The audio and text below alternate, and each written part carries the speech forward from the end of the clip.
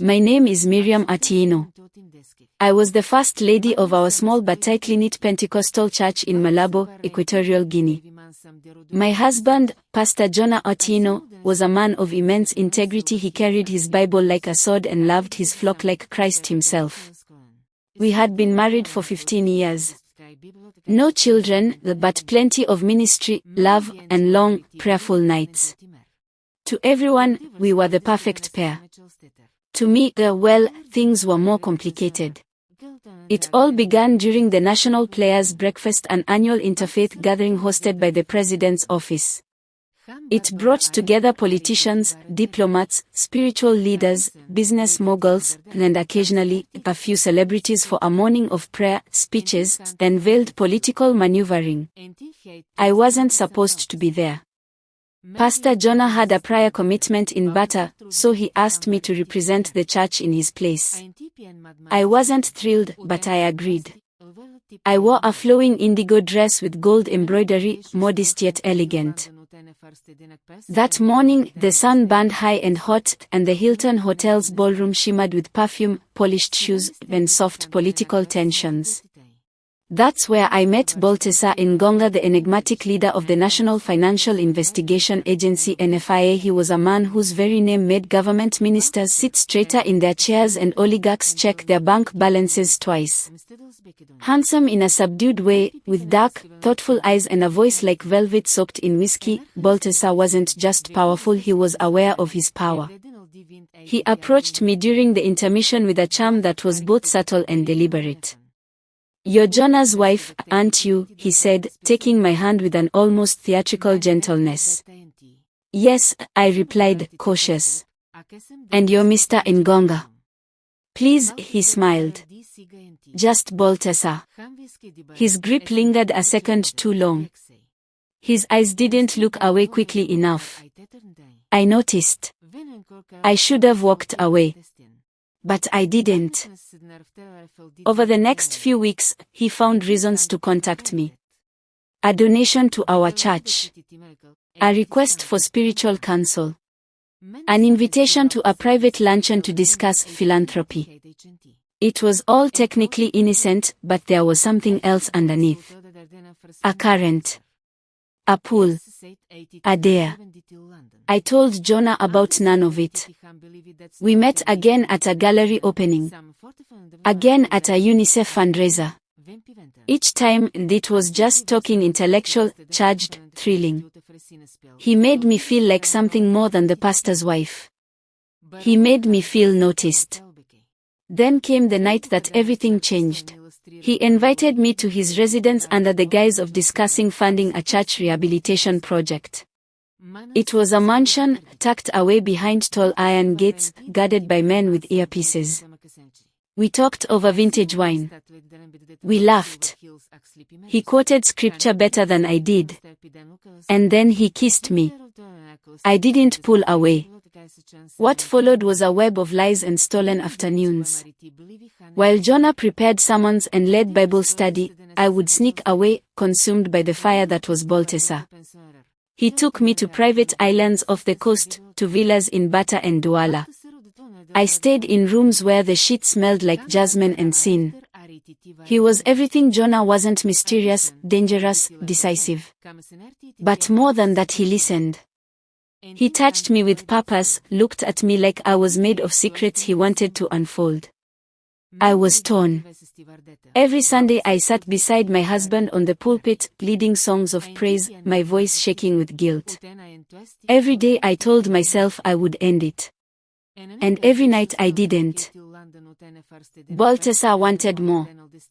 He talked of taking me abroad, of exposing corruption, of using his power to change the country, but also of us. Of what we could be if I left Jonah. But I couldn't leave. Not yet. It was a church member who saw us. A deacon's wife, boarding a flight to Ghana, caught a glimpse of me at the VIP lounge in Douala, wrapped in a silk scarf, hand in hand with Baltasar. She didn't confront me, but word trickled back. Whispers spread like wildfire through the church. Jonah confronted me in our home one evening. His face was pale, his hands trembling. He didn't shout. He didn't cuss. He just asked me, "Is it true?" And I broke. I wept like I had never wept before. I fell to my knees. He listened in silence. Then he left for 3 days. The church was divided. Some called for Jonah to forgive me, citing Christ's example. Others demanded I step down from leadership. Women I had mentored avoided my gaze. I resigned in disgrace. Balthasar wanted me to move in with him. I refused. In the end, I chose neither man. I disappeared from Malabo, moving to Spain under an alias. I started over. I worked in a small bookshop, taught English, and tried to write a memoir. This story is my confession. Not just of adultery, but of how easily passion can masquerade as purpose. Of how the soul can starve even when the spirit is full. Of how power seduces not just the flesh, but the heart. If you're reading this, maybe you understand. Or maybe you judge. I won't argue. I don't want redemption, I just want to be remembered not as a villain, but as a woman who made a terrible, human mistake. We used the bedroom, the living room couch, the shower Jonah and I had once renovated together. There was a madness in those encounters, like we were trying to erase morality with lust. But it wasn't just the physical. Balthasar would lie in my bed, bare-chested, arms behind his head, and talk about everything: politics, corruption, the president's secrets, the ministers he blackmailed, the money he siphoned and the ones he protected. He told me about the investigations he buried, the people who feared his calls. And then, more quietly, he told me about his loneliness. "Everyone wants something from me," he said one night. "You're the only one who touches me like I'm not made of iron." And for a fleeting moment, I believed him. The neighbors began to whisper. There was an old woman who lived across the street, Mama Isidora. She sold smoked fish and firewood and had an eye sharper than any hawk. One afternoon, after Balthasar left, she stood at her gate and watched me. "You always clean your house after that man leaves," she said, unblinking. "But you never clean your heart." I felt like vomiting. That night, I cried harder than I ever had.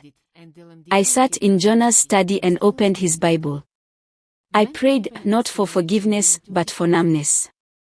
Because forgiveness would mean letting go. And I wasn't ready. Balthasar came one last time before everything unraveled. It was early morning.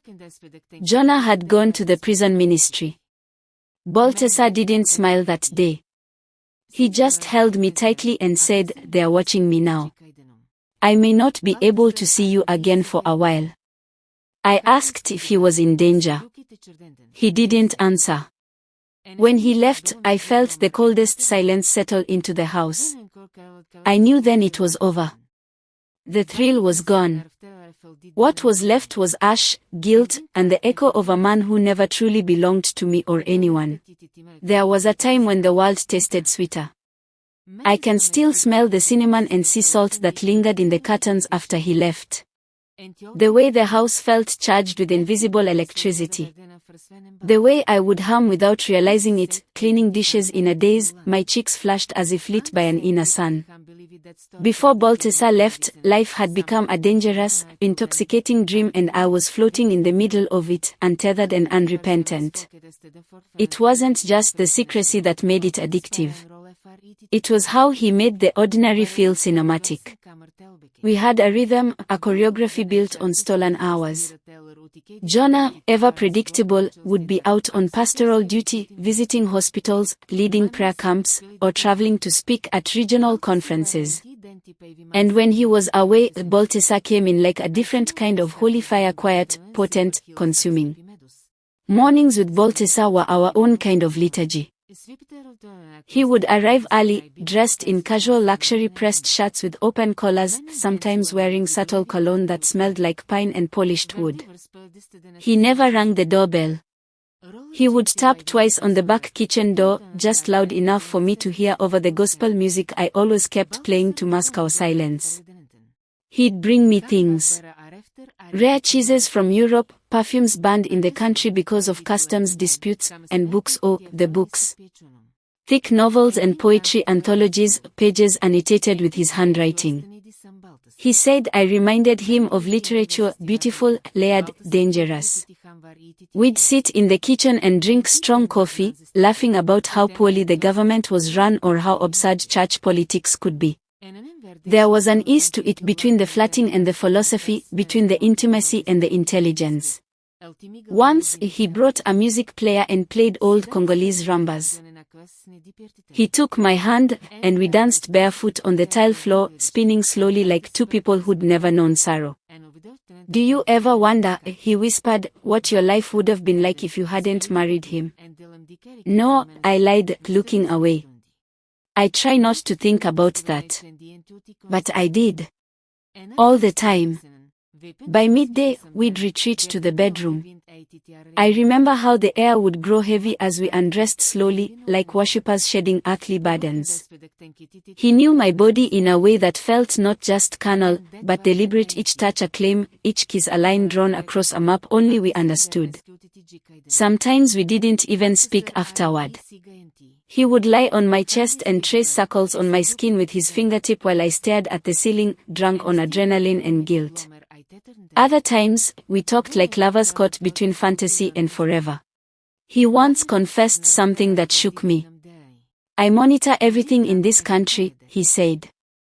Bank accounts, property, offshore transfers. If I wanted to ruin any minister, any judge, any bishop, I could. In minutes. Even Jonah. I asked, half teasing, half terrified. He didn't smile. Even God's favorites leave trails. It was then I realized just how deep his power ran. And I was sleeping with it. Balthasar wasn't always the still-eyed enforcer the public saw. With me, he had softness. Vulnerability. He would sometimes nap in Jonah's armchair, curled like a child. He once asked me to read to him from the Psalms while he lay with his head on my lap. There was something in him that yearned for peace, even as he thrived in chaos. I'd cook for him real meals, not the catered delicacies he was used to. Egusi soup, grilled fish wrapped in banana leaves, plantain roasted over charcoal. He'd eat slowly, savoring each bite like a man who'd gone hungry for years. You make even suffering taste like home, he told me once.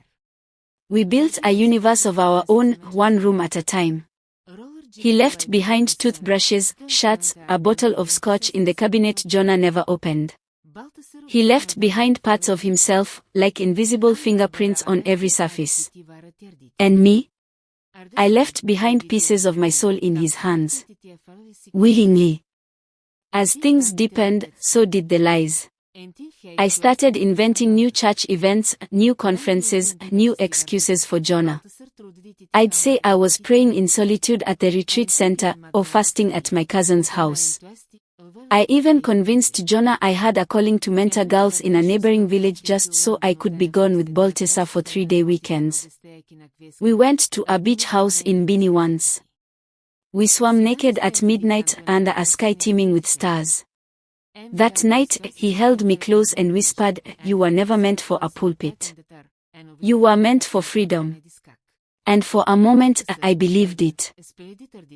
Not in the moral sense, not in the spiritual, just the physical truth of that moment. The water on our skin. The sand in our hair. The way he looked at me like I was the beginning and end of every war he'd ever fought. Life was good. Or rather, life felt good. Too good. I knew it couldn't last. Even good sins have expiration dates. But back then, before the rumors, before the deacon's wife, before Jonah's trembling question, I lived like there were no consequences. Like grace was guaranteed. Like I could float in this bubble forever. And if you had seen me then radiant, laughing, full, you would have believed, like I did, that maybe, just maybe, the forbidden fruit was worth the fall. If there is a kind of silence louder than gunfire, it is the silence of being unwelcome in a family you once called your own. After Jonah found out, after the crying, after the questions, after the 3-day vanishing into prayer and grief, he returned. But he didn't come alone. He came with his mother, Mama Ruth. I will never forget the look in her eyes when she walked through the door. Not rage. Not pain. Something colder. A kind of holy betrayal that only a devout mother can carry on her face when her son's wife becomes a scandal in lace. She didn't speak to me. Not even once that day. She cooked. She cleaned. She laid out Jonah's clothes like she used to when he was a boy. She sat in my chair at the head of the prayer circle. She even watered the plants I used to tend, as if purifying them from my touch. I remember watching her scrub the kitchen tiles on her knees, back curved like a question mark, as if she could erase what had happened between those walls. As if bleach and holy water could wipe away the fingerprints Balthasar had left behind. That night, I went to Jonah, my heart clutched in both hands, and whispered, "Can we talk?" He looked at me like a stranger. "I'm tired." Then he turned off the light. It wasn't just his mother. One by one, they came, his older sister Rebecca, fierce and unforgiving, his brother Elijah, a deacon and an emotional brick wall, his aunt Lydia, a prophetess who once told me I had the spirit of Esther. They all came. And not to comfort. Not to heal. But to see the woman who had dragged their golden boy into the gutter of disgrace. I became an object of shame, not just to Jonah, but to them, a living blemish on the family's spotless record of piety and pride. Rebecca came into my room one morning uninvited and found me crying on the bed. She stood in the doorway, arms crossed, and said, "You should leave before you pollute him even more." I couldn't answer. She moved closer, voice dropping. "We took you in. We gave you our name. And you gave us filth. Do you know how many pastors have left the denomination over this? Do you know how many families won't let their daughters come to youth fellowship anymore? You did this." Her words didn't cut. They stabbed. The betrayal spread like blood in water. Sister Imelda, who once said I was the answer to the church's prayers, now sat in the front pew and shook her head every time I walked in. Mothers pulled their daughters closer when I passed. Girls I used to mentor stopped answering my messages. Prayer warriors fasted because of me. The women of the church didn't need to yell. They crucified me with glances, with absence, with silence thick enough to suffocate. They said I had shamed not just my husband but the body of Christ. There was a meeting held in the fellowship hall. I wasn't invited, but I heard about it. The women voted to ask Jonah to divorce me and step back into leadership alone. They said he was too anointed to be dragged down by a Delilah. When he didn't act fast enough, they began to fast and pray against me. I used to be called Mama Miriam. Now, the children called me nothing at all. The night I tried to leave. One night, I packed a suitcase. I had had enough of whispered curses and cold breakfasts, of prayers that stopped when I entered the room. I wrote Jonah a note. Not an apology. A confession of exhaustion.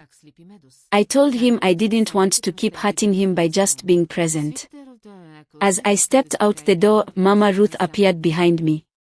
"Running won't cleanse you," she said quietly. "I'm not running," I replied. "I'm freeing you." She gave a bitter smile. "Don't flatter yourself. You were never the chain. You were the test." I left anyway. I stayed with an old friend in Sampaka, one of the few who still answered my calls. She let me sleep on her couch. I didn't sleep much. I spent nights looking at the ceiling, wondering how I went from church leader to pariah in a matter of weeks. Jonah never called. Not once. The divorce that wasn't. He didn't divorce me immediately. No, that would have been too easy. He waited. Or maybe he hoped. Or maybe he didn't care anymore. The church board put him on a healing sabbatical. He stopped preaching. He stopped smiling. He lost weight. His eyes darkened. His family blamed me for that too. But he never raised his voice. Never touched me in anger. And maybe that was worse. The coldness. The withdrawal. The quiet way he removed a wedding photo from his study. The way he stopped saying we. He was still in the house, but our marriage had become a ghost. A shadow of a covenant. And everyone blamed me for the burial. One day, months later, I received a letter from Rebecca. It wasn't an apology. It was a declaration.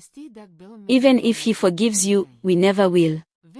You spat on the grace we all gave you. You took a man of God and broke him.